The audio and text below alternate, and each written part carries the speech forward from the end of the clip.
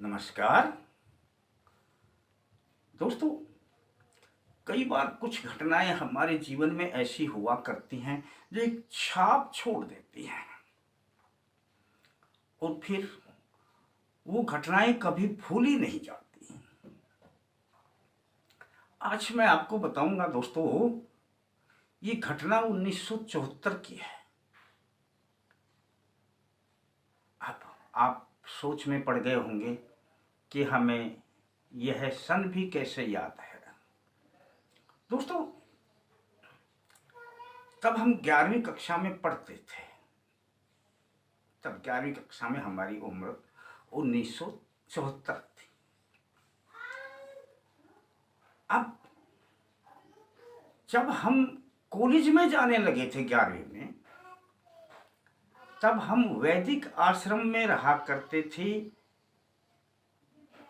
तो आश्रम में रहना, खाना पीना हुआ करता था, शेष हम कॉलेज में चले जाते थे। वहां पर कुछ ब्रह्मचारी हमारे जैसे 2-3 वानप्रस्थी थे और एक सन्यासी थे।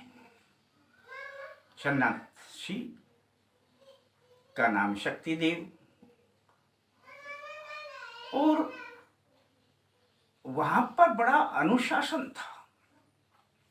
सुबह शाम यज्ञ हुआ करता था, पर वहां पर कोई भी व्यक्ति आता था या कोई भी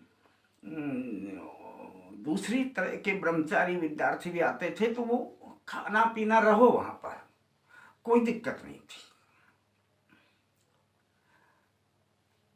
हम भी सुबह शाम यज्ञ में भाग लिया करते थे। शेष तो वहां पर कोई खास काम था ही नहीं।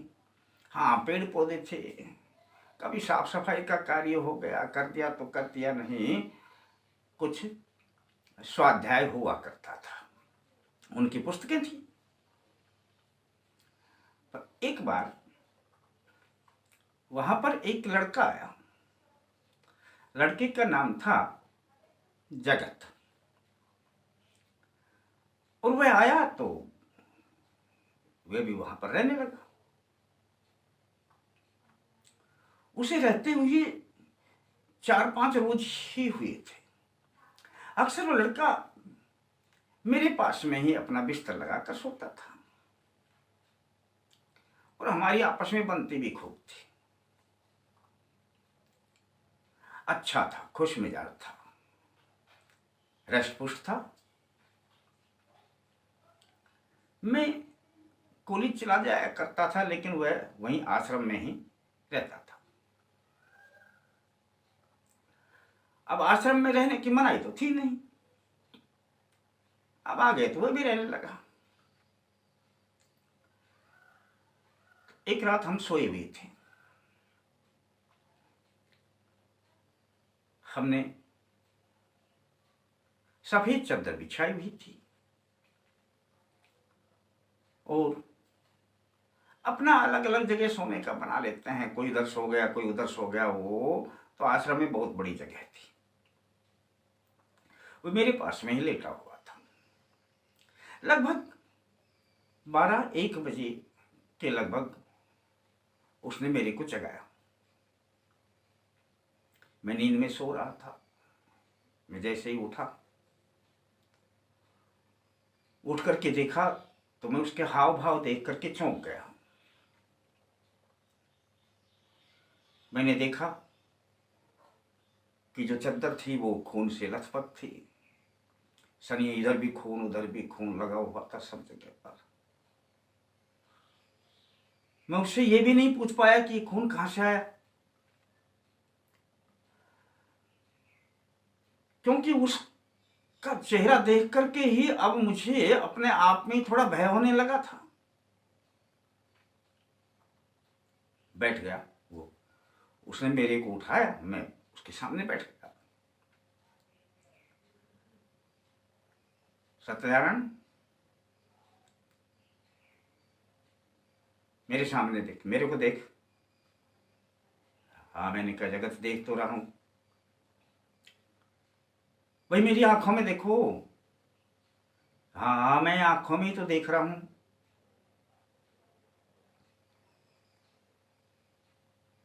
कौन हूं मैं भाई? आप जगत हैं और कौन है? ध्यान से मेरी आंखों में देखो, मैं हूं कौन? मैंने कहा आप जगत हैं और कौन है? मैं हूं सुभाष चंद्र बोस। नहीं पहचानते मुझे? क्यों पहचानोगे? तुमने क्या मुझे देखा है? नहीं देखा। मेरी शक्ल तो देखी होगी। मैंने कहा भाई मैंने तो कभी नहीं देखा, और मैंने आपको सुभाष चंद्र बोस के रूप में भी नहीं देखा। आप कह रहे हैं मैं सुभाष चंद्र बोस हूं, ऐसा कैसे हो सकता है? मेरी आंखों में ध्यान से देखो, मैं सुभाष चंद्र बोस हूं। मैं परेशान था, आखिरकार मुझे कहना पड़ा, हाँ भाई आप सुभाष चंद्र बोस हैं, मैंने पहचान लिया। अब मेरी पहचान में आ गया कि आप सुभाष चंद्र बोस हैं।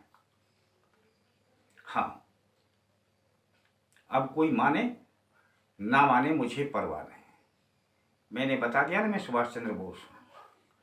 ठीक है, अब सो जा। वे लेट गया,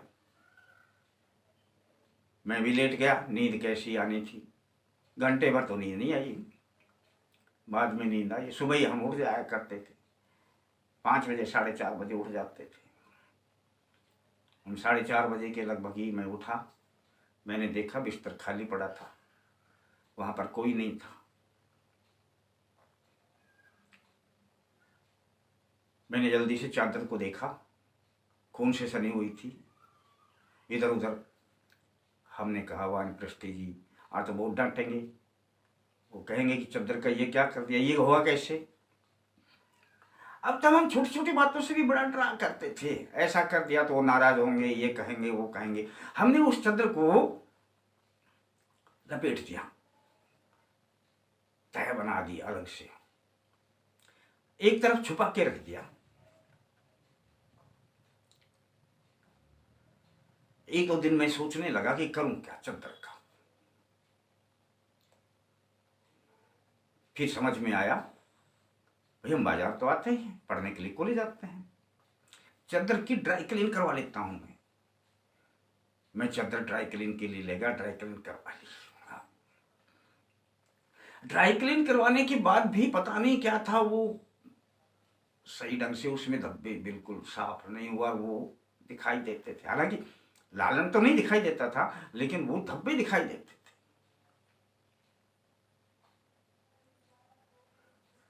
मैंने चादर को ला करके रख दिया। मैं 1-2 दिन उसके ऊपर सोया। एक बार सन्यासी जी ने वो देख लिया चादर को, तब उन्होंने कहा सत्यनारायण खड़े हो। मैंने कहा ये चादर पर क्या लग रहा है ये करके। मैंने कहा जी कुछ नहीं, चादर ऐसी है, लग गया होगा कुछ। नहीं नहीं ऐसे तो लगा हुआ नहीं है, ये तो दिखाई दे रहा है कि यहां पर खून गिरा हुआ है। अब वो पता नहीं कैसे समझ गए, या उन्होंने वैसे ही कह दिया एक इस चादर पे खून गिरा है। सही बताओ क्या बात। अब मैंने जो बातें थी वो सारी हूबहू बताई। स्वामी जी बात दरअसल ये था और मेरे साथ ऐसा हुआ था, और वह लड़का जिस दिन ही चला गया था वह लौट करके आज तक नहीं आया। अपने आप को सुभाष चंद्र बोस बताता था, अब ये ना जाने कहाँ गया कहाँ नहीं।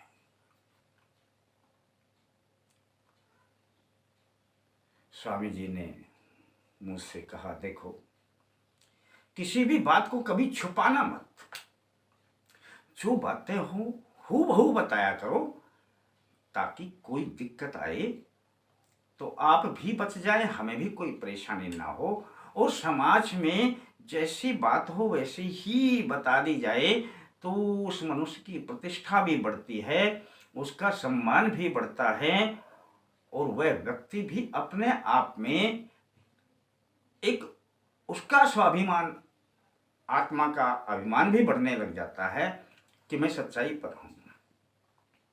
इसमें आपकी गलती क्या थी? मैंने कहा जी गलती तो नहीं थी, पर ऐसे हुआ तो मैं क्या करता, मैं धुला करके ले आया उसको। धुला लाया हो तो कोई बात नहीं, आकर के बता देना था कि ऐसी ऐसी बात। तो मैंने कहा स्वामी जी ये क्या था क्या नहीं था, उस लड़के के साथ ऐसा क्या हुआ था कि ये सारी मुझे तो। तब स्वामी जी ने बताया उस लड़के ने हमारे को सारी बातें बता दी थी, तभी हमने उसको रख लिया था। उसको कभी अंगूठे में बिजली का शॉक लगा था, और बिजली का शॉक भी ऐसा लगा था कि पूरा हाथ सुन्न हो गया था उसका। अभी भी उसको साल 2 साल में ये दौरा पड़ता है तो उस अंगूठे में से खून निकलता है, इतना खून निकलता है कि वो स्वयं नहीं समझ पाता। तब वो खून निकलता है तब वो उल्टी सीधी बातें करने लगता है। तो हो सकता है उसने सुभाष चंद्र बोस की बात कही। मैंने कहा जी सुभाष चंद्र बोस की बातें ही क्यों की, और उसकी आंखों में भी मुझे ऐसा ही दिखा रहा था। बोला ठीक है, हो सकता है पिछले जन्म का कुछ प्रभाव हो या कुछ और बात हो, मैं इस बात को नहीं कहता, लेकिन हकीकत में उसको बिजली का शॉक लगा था, और ये बातें उन्होंने हमारे को बता भी दी थी कि मेरे साथ ऐसा ऐसा हुआ। आज की बात ध्यान रखना कि इस प्रकार की कोई भी बातें हों तो यदि अपने से बड़ों को बता दिया जाए तो आप निश्चिंत हो जाते हैं, आपको कोई टेंशन नहीं रहती, आप टेंशन फ्री रहते हैं। अब उस समस्या को बता दिया तो बड़े समझ जाएंगे उसको कि भाई क्या दिक्कत है, वो अपने आप संभाल लेंगे। तब से हमने सोचा कि भाई नहीं, जो बातें हो हकीकत में वही बताओ, जैसा आपने देखा, जैसा आपने सुना, जो आपके साथ हुआ, यदि वैसा ही आप अपना बखान कर देंगे अपने बड़ों के साथ में तो आपकी सारी समस्याएं खत्म हो जाएंगी। दोस्तों, अब यह जगत कौन था कौन नहीं था आज तक तो हमें इसका पता चला नहीं। उसके बाद तो काफी हमने खोज किया था, मोबाइल तो हुआ ही नहीं करते थे, पर वो कभी नहीं आया और ना आज तक हमारी मुलाकात हुई। आपको कैसा लगता है या आप उसके बारे में क्या सोचते हैं, कमेंट्स में अपने विचार जरूर रखें। वीडियो सब्सक्राइब करना आता है तो करके देख लें, मन बना ले सब्सक्राइब करने का।